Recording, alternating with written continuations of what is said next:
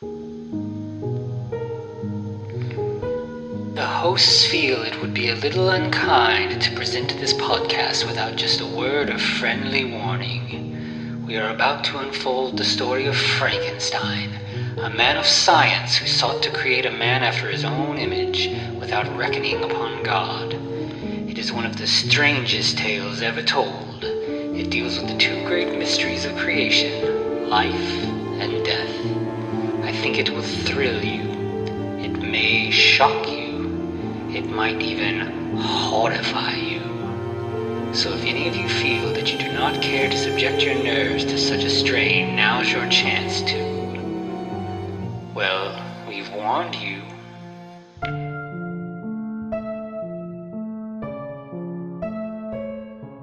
Hello and welcome once again to the Frankencast. I'm the mad scientist Anthony Bowman. My pronouns are he, him, and I'm joined as always by... the copyright non-infringing monster that may or may not be married to another monster that looks just like me, Eric Velazquez. My pronouns are also he, him. So last week when we finished up, it was kind of a chaotic episode, but I said...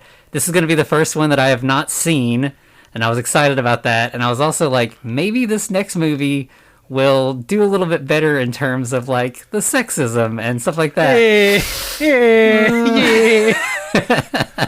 To be fair, I definitely mark a lot less cultural appropriation or just weird cultural stereotypes in general.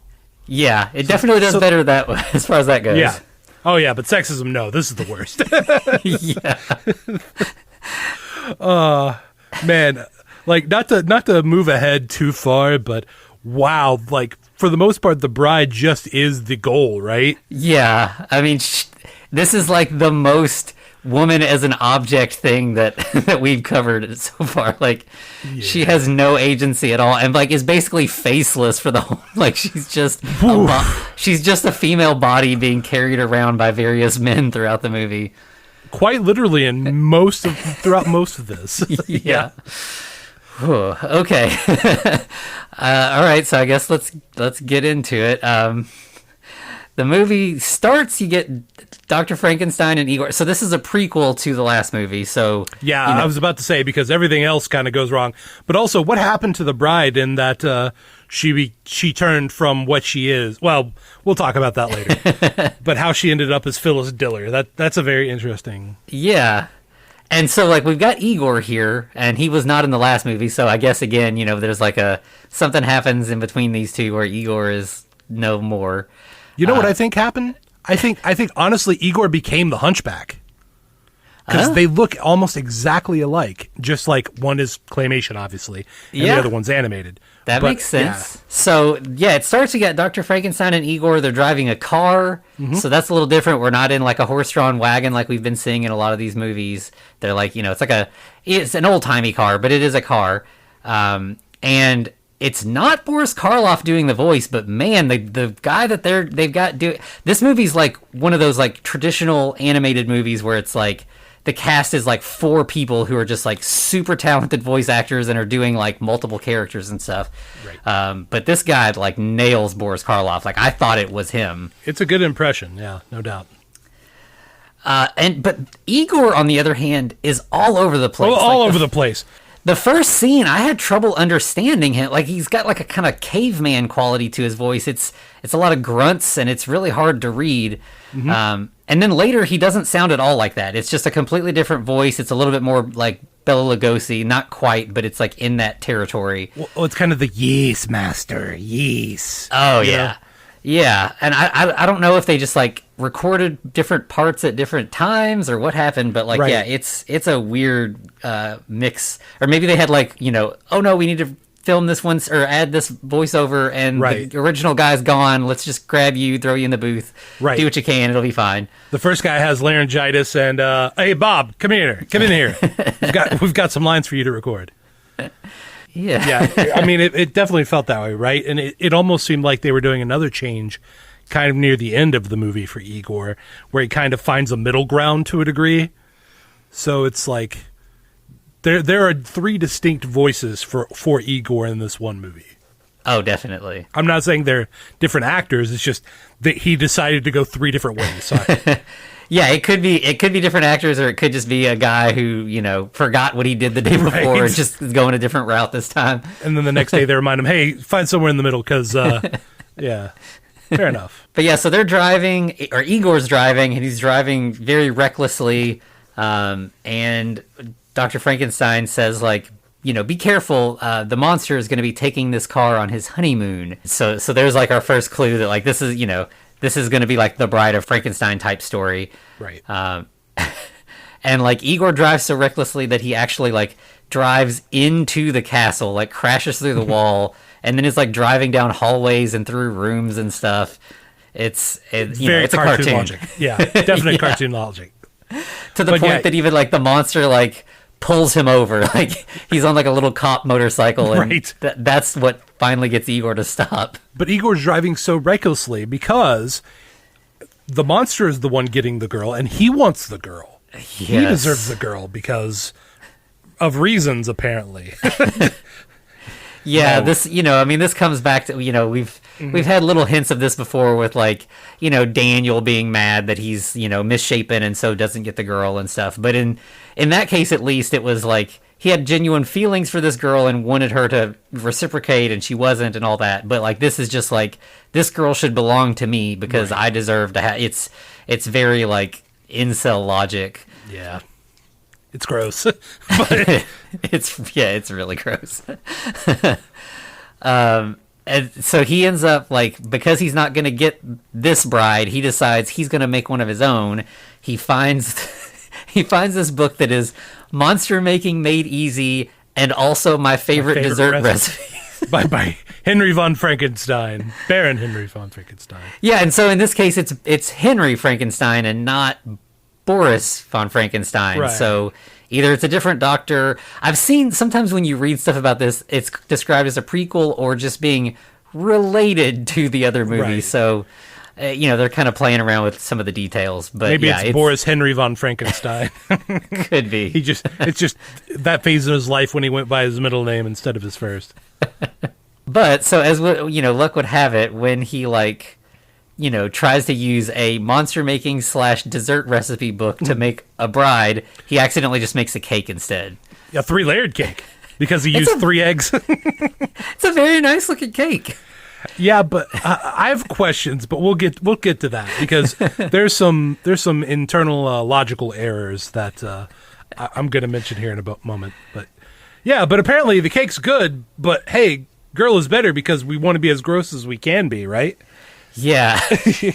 Literally says cake good, but girl better. Gosh. Oh, poor guy. And so then we get the scene where, our science scene of the movie where he's like, where Dr. Frankenstein is actually making the bride. Right. Well, before this, though, they actually show the Frankenstein monster watching the bride comb her hair. And Frank's like, or the doctor's like, "Oh, easy, boy. You'll be married to her soon." And it's like, wait, what? This is I don't know if that was like a flashback moment or what. I saw that and I was like, I'm confused, and then I just didn't even write it down because I was like, I don't know what that was. That bothered me too much. My OCD was like, oh no, can't let that one fly by.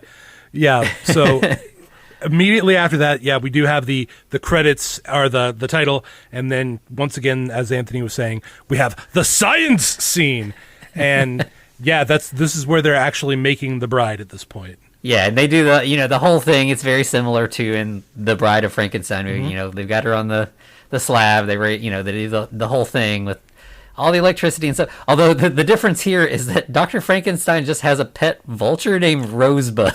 I mean, why not, right? Sure. Oh, and this is also the first time Igor changes his voice. Yeah, this is where he sounds definitely more like, master. Yeah. And the bride wakes up and she's like this very shapely, curvy woman, and this, similar to Francesca in the last movie, except that she's got stark white hair that covers her face. It's just kind of draped over And that's pretty much how she will be for most of the movie, is just like, literally just a shapely body that is faceless, and like, and she's faceless and also nameless. She's just the bride, which that we're used to that. That's kind of been the thing. But in this case, like, there is just nothing to her. She does speak like once or twice, very briefly. Yeah, it's very hippie kind of. I guess for the time, what they would consider a hippie. Or yeah, it's very like, it's groovy, man. Yeah, like, yeah. Almost like Janice from the Muppets or something. Yeah. A little higher than that. Yeah, and we only get to see her face for what, maybe 5 seconds. Yeah, like at the very end. Yeah, and then we get the joke where he's like, it's almost as if they were made for each other. And so again, like, Igor just keeps on this that he wants the bride, and so. Dr. Frankenstein says, since he did such a good job helping him, he can give the bride away at the wedding. Which, right. I get that, that's still a thing, but like in the context of all this, it just comes across as more gross stuff. Right. It's just like. And of course, Igor then has to keep ruining it. He makes it worse by going, I don't want to give her away. I want to keep her. And it's like, yeah. All right, man. All right, dude. I get it, but let it go. Yeah, he's very single-minded in this. I appreciate the hustle, but do it in some other way. I mean, redirect your efforts. So then they go to a hotel to book the wedding, and it's the Transylvania Astoria, of course. Of course. But unfortunately, they're all booked up. Oh, except for Friday the 13th, but of course you wouldn't want that. And, obviously that's the only day they could logically choose. That's what they want. Yeah, of course. I mean, that was a windmill slam from the doctor, right? He was like, Friday the 13th, and he was like, that's the one. That's it. That's mine. And then we get a kind of similar scene to in the last movie where we go over the wedding menu, where it's just like, all the, like, it's just a bunch of creepy jokes. So you got like spiders, and everything's got poison or something gross in it. Right, jellyfish consomme, stuffed iguana, blood pudding with the rarest blood type. But at least this time they're just talking to the owner of the hotel and not a stereotype of an Italian man. So Step points up. for that. Yep. And then we meet a mailman who is delivering the wedding invites to all of the monsters. Harvey, I believe, is his name. Yeah. Mm-hmm. So, and then that kind of plays out similar to like the first mate in the last movie, where like he just keeps going to houses, getting creeped out and running away. And it's interesting kind of seeing the monsters in like their homes. Like you got the creature who's in the swamp, and he just like reaches, he's got a mailbox sticking up out of the water, and his hand comes out and grabs the telescoping mailbox, that's kind of funny, honestly. Yeah. And then we meet the Invisible Man, who is a total jerk. His whole family sucks. Oh, except man. for the kid. The kid's a little weird, of course, but he's fine. His name's Ghoul. Yeah. And he has an invisible dog named Goblin. Yeah. Yeah. So, but Nagatha, Mrs. Invisible Man, and Nagatha. Right. With an N. That's literally all you need to know, because that's it. And he's just he's the worst to her. They're the worst to each other. Yeah, like they're just that, like the Lockhorns from like the comic strips or something. Mm-hmm. Like they just hate each other. It's a completely loveless marriage, and they're just sticking it out just to make each other miserable. Yeah, this marriage is held together with spite. Yeah, it's terrible. Yeah, and it's like, I mean, he like he's like, he makes references to how he's glad she's invisible so he doesn't have to see her horrible face. I mean, it's like there's just any possible bad thing, weight jokes. It's just everything. It's terrible. Yeah, it's like, if you guys don't want to be together, you don't have to. I mean, I know it's the time, but, just don't. Yeah. It's better for everybody. Yeah, so then we get to see... We when we finally get to leave that horrible family, we see the mummy at the Egyptian museum, and he's just chilling in a sarcophagus as he would be. Yeah. And then we get Dracula at his castle, and Dracula's great. It's a straight Lugosi impression again. And do we get to see his family at all in the first we only see his son, and his son continues with him throughout the movie. We never see Mrs. Dracula, but the son's name is Bubala. So I guess I don't know, because it's kind of like the Jewish term of affection, like Bubala. I guess it's coming from that.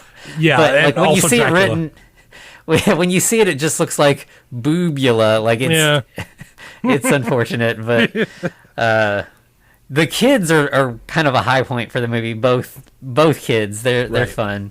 Mm-hmm. So then once the mailman drops off all his mail, the next thing we see is him at his therapist's office because he's messed up over having seen all these monsters. Right, and of course this is mid 20th century, so the best advice he gives them is either switch your job or just suck it up, buddy. Yeah, the therapist literally says, well, the good news is none of this actually happened. You're just out of your mind. Right. It's your nerves, man. But so he decides to take a break away from delivering mail, and it just turns out that his I think he says his cousin, right? Or does he say his brother? No, it's his cousin. Okay. Yeah. So his cousin runs a hotel and is going to go on vacation. Yeah, his cousin Harold, right? Yeah, so you know where this is going. Yeah. But he has one last job to do. One last piece of mail to deliver. And who should... Ron Chainley.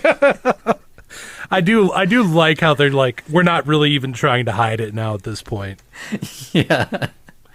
So yeah, of course, Ron turns into the Wolfman as you would assume by that name. When I first saw him, I thought he was already in Wolfman form. I was like, oh, okay. And then the full moon comes out just as he's handing over the letter, and then boom, no, we have more Wolfman in the Wolfman. Yeah, he already has some wolfish qualities, and then it's basically just he grows a snout. Right. He gets a little bit hairier and grows a snout. So yeah, then we get to we see the hotel. Harold passes off to his cousin, and we meet Norman, the bellboy. I swear, I want to say this right now. Like the moment I heard Norman and hotel, I was like, no, this is not a Norman Bates reference. This can't be.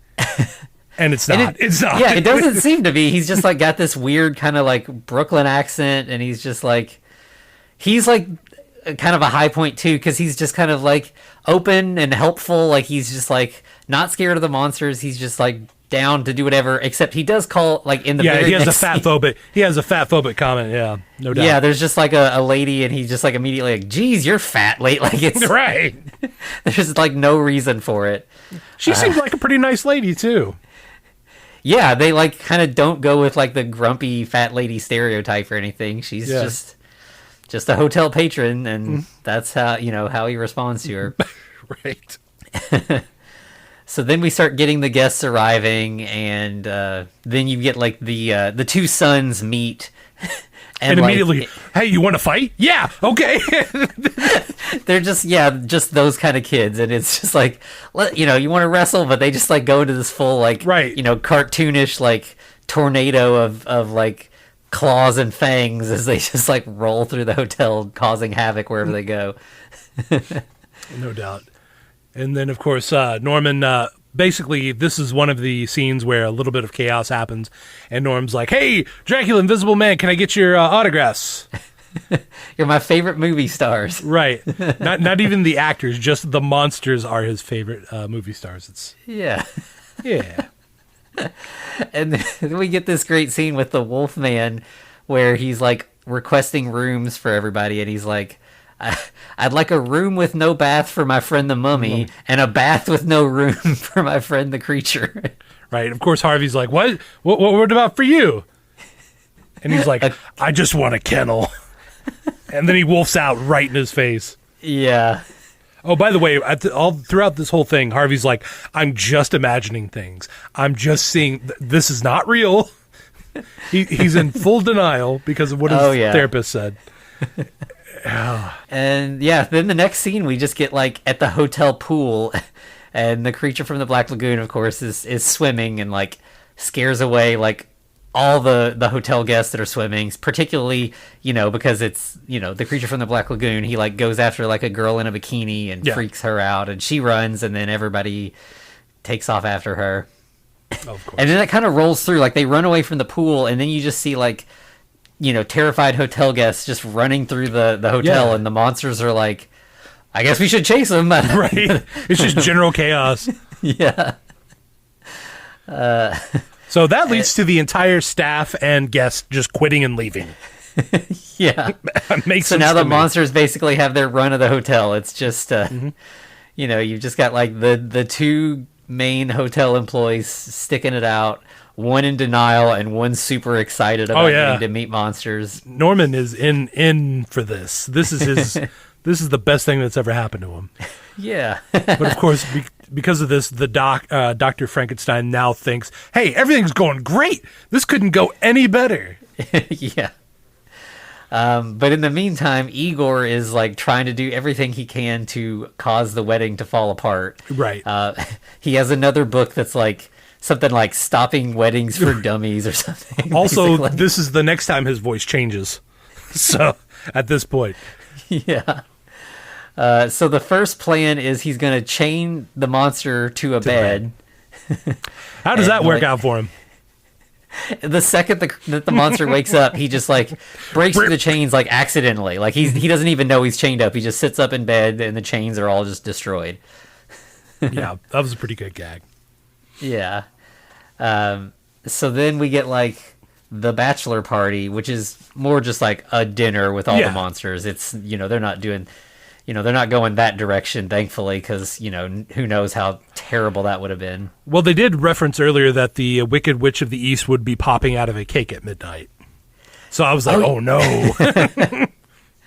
And she actually does, but like I missed it the first time. But it's just like she just flies out on a broom and flies away. She's in there for like 1 second, Yeah, fully dressed, nothing raunchy or anything like that.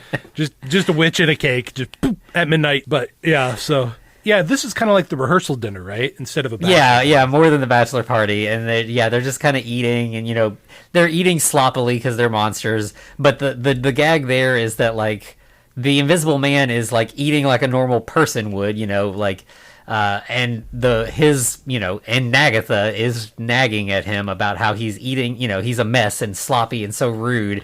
Meanwhile, you've got the Wolfman just like eating with his hands right next to him and stuff. Right. Same for Igor. He doesn't. Igor is like literally grabbing the soup in his hand and just shoveling it into his face. Yeah. And then like the Wolfman eats a plate. Igor eats a spoon. Yeah, it's it's as you would expect. Like it's monsters being monsters, and it's fun. Yeah. And there's also kind of like a reference back to the last movie. You've got like a skeleton rock band that they just kind of cut away to occasionally, and they do kind of like the groovy like zoom in and out kind of shots on the monster or on the skeletons. We don't get like a big musical number this time or anything, but they're there. They're playing the music for the dinner.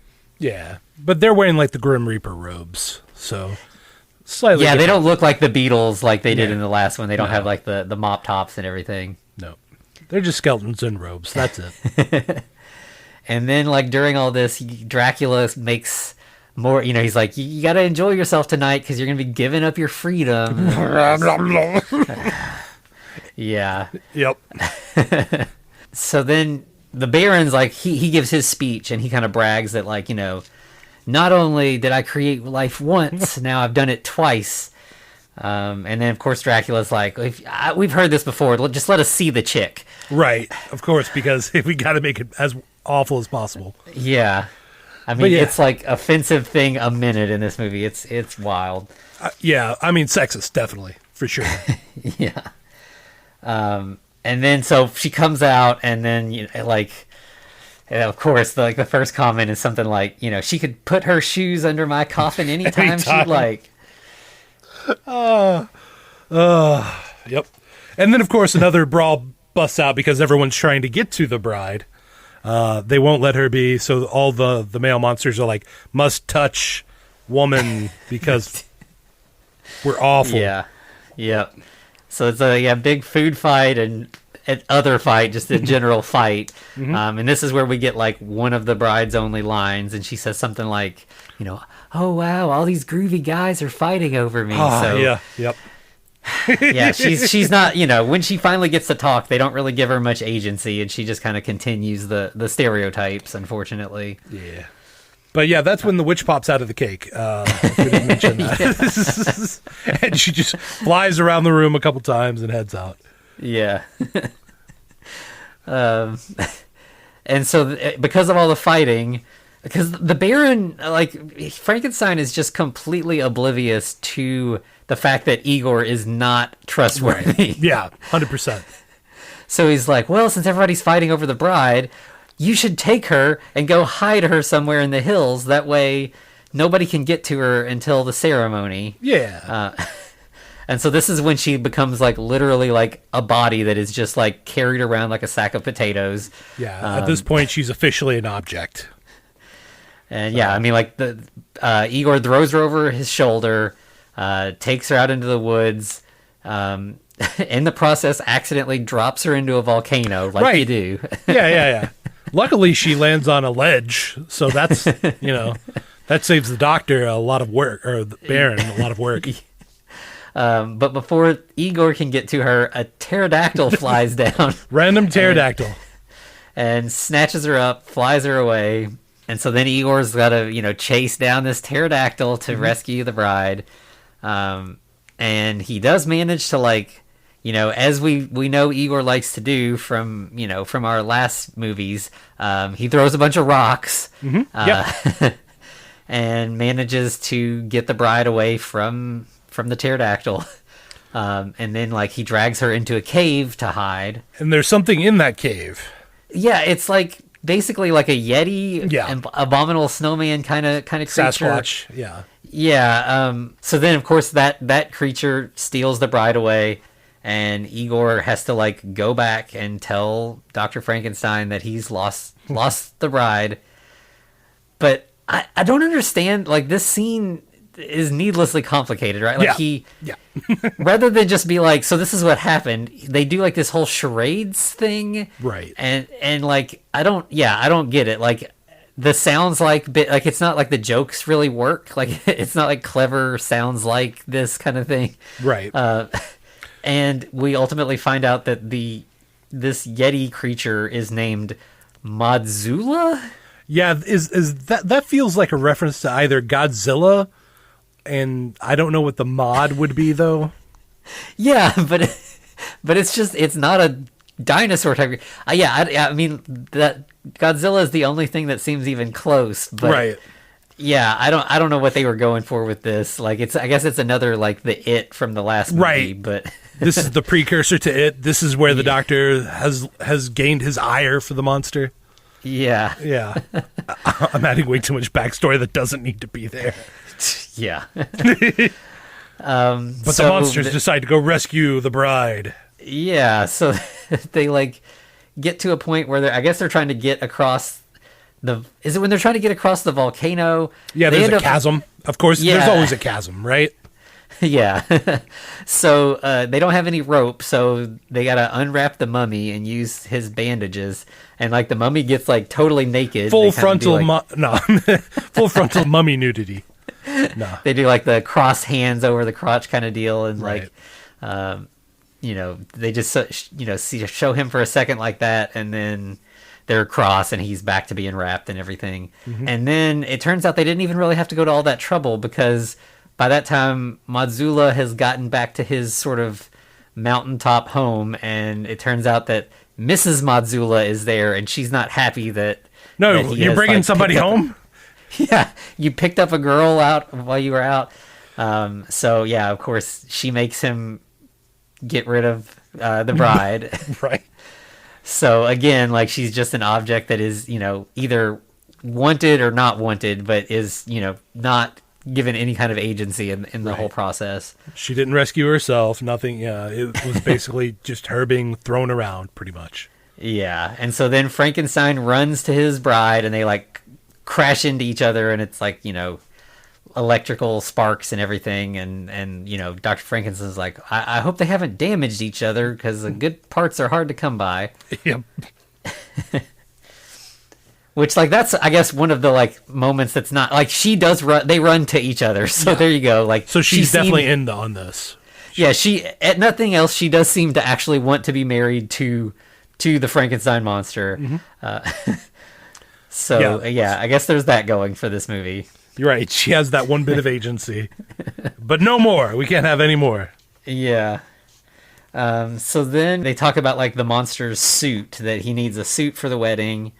And like Norman calls his cousin. Yeah, calls somebody that he knows to, like, order a suit, and they do a lot of jokes where he's like telling the sizes, and the sizes are way bigger than the cousin would think they would be, and like because monster. yeah. And they decide that Harvey is going to officiate the wedding, because the hotel manager is kind of like the captain of a boat, right? So surely makes sense, right? Yeah, I guess so. And then we get like this moment where like the monster kind of gets cold feet. He's kind of like nervous about the wedding. Yeah, he's a little scared, right? Yeah. And of course that immediately, like, Igor's like, well, if you don't want her, I mean, right. Like I'll take her. Sounds like, it's like though if you have like food on your plate that you don't want, like, well, if you're not going to finish it, I mean, I'll take those tater tots or whatever. Very, very true for Igor. He's basically like, yeah, I want your plate. But that kind of like cures the monster of cold feet. Right. He's like, well, no, not you don't get I'm not this. letting you have her, so I guess I'll take her then. So he carries her to the altar. Bust through a wall. Bust through a wall to get to her. Yeah. And yeah, again, she's like, just an object being carried around. Although, then you get like, Nagatha kind of has a moment where she's like, you didn't carry me over, to the altar. And he's like, I could barely carry you over the threshold. Right. I was worried about fitting you through the threshold. Yeah. Yeah. Because, they're a loving couple. Mm-hmm. But this is when we actually get to see the bride's face. And she's just like a snake kind of lady. She doesn't have a nose. Yeah. That's it. No scale. Just, that's it. It's fine. Yeah. Yeah. I think they just forgot what to do and was like, oh no. Somebody on the team was like, well, let's make her attractive. And then someone was like, well, monster. Yeah, we got to do something monstrous, right? Yeah. And we'll meet in the middle. She's kind of attractive but doesn't have a nose. There you go. Done. Print it. And so then we get like they're doing the wedding ceremony. They forgot the ring. So the monster just like, it's like a candlestick, right? He just like yanks a thing off the wall and like, it's like a metal candle holder. Yeah. Yeah. And like, so then she just has like a bracelet instead of a ring. Which that's unique, good for her. Yeah. Yeah. It's a nice like handmade piece. I like that. It's, and then they do like, you can kiss the bride. And of course, when they kiss, there's like, electricity. There's like this electrical blast from that. And then this is probably my favorite like joke in the movie. Mm-hmm. The Dr. Frankenstein's like, oh no, I forgot the bride is on alternate current and the groom is on direct current. Right. Oh so no. They're not electrically compatible. Right. Well, they're more compatible than the Invisible Man and Nagatha, so that's fine. Oh, for sure. But what's interesting? Like, I know that in the end, Harvey goes to see his therapist, but like it's really nagging me because we're missing somebody. I'm trying to think. We're missing one of the monsters from the last movie. Who could it be? Huh. Oh, okay. Well, the therapist is talking to Harvey like, yeah, you'll be all right. You'll be okay. Just don't worry about it. In times like this, I like to do a little alcoholism. Get a drink. You'll be fine. Oh, yeah, that's right. He turns into Mr. Hyde. He's Dr. Jekyll. I thought that was a pretty good way to end the movie, Frank. Yeah, it was a nice little button on things. It kind of reminded me of like the Invisible Man cameo at the end of, Abbott and Costello Meet Frankenstein. Yeah. So yeah, of course, then he turns into Mr. Hyde and chases Harvey away, and then like, the rest of the monsters kind of join in, and that's like what we get for the credits is like, like the monsters all running in the distance chasing after Harvey with Norman in the back at the very end of the line, like, "Oh, Mr. Hyde, I didn't catch you earlier. I need to get your autograph too to complete the set." Right. Well, good for him that he's gotten everybody's autograph. I mean, Frank did leave a foot impression outside of the hotel, so that'll always be there, right? Without even wet cement, just stomped into the concrete. Yeah. So again, like, this is kind of like the last one. Is this is like it's 45 minutes. I think it was like a TV movie at the time. Mm-hmm. I don't know who this was aimed at. I hope it was aimed at adults because, man, there's a lot of bad messaging for kids. No, I definitely feel that this was aimed for kids, but it should not have been. The I don't know, like the other one had more like a wide breadth of offensive stuff, but the sort of anti-woman stuff in this is way worse. Like, it's just every single scene has something to just cringe at. They're like, let's not cover the wide range of stereotypes of men. We're just gonna hone in on sexism and just stay there. Yeah. So, and it's a shame because, like, it has fun moments and it could be, it just, I guess, of the time, but, like, I don't really want to give it much credit as far as that goes because it's rough. Mm-hmm. And, like, I would really like to see something like that. I mean, I guess there's things like Hotel Transylvania and stuff like that where you have, like, kid-friendly animated monster movies. And, maybe we'll get to those eventually. Because I think I might have seen the first one of those. But, like, like, if you're going to do this for kids, this is not the place to do stereotype jokes. Like, right.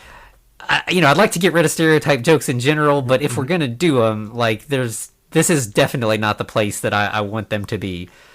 Yeah, I would definitely like to see something like this, and maybe like Hotel Transylvania, but slightly darker, but just more like horror, not being offensive for the sake of being offensive. Yeah, exactly. But I mean, they were interesting watches at the very least. There's a few definitely. good jokes. Definitely worth watching as long as you go into it knowing what you're getting and you are prepared to be offended a little bit. There's going to be a couple cringes there for you. So yeah.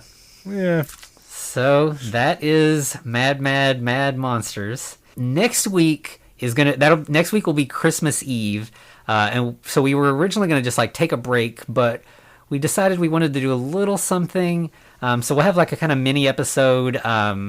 If you want to check it out in advance, you can. This is, again, kind of like similar to our Monster Mash episode. You'll be able to catch up on this pretty quickly. But what we're going to do is there is a Christmas commercial from, I think, 2016. Is that was? Mm-hmm. Yep. It was for Apple, but it stars Frankenstein and capitalism. Yeah. We'll definitely have to talk about brands a little bit, but I think the commercial does it has a good message to it too, and it's just a sweet little Frankenstein story. That'd be kind of a fun little thing for Christmas.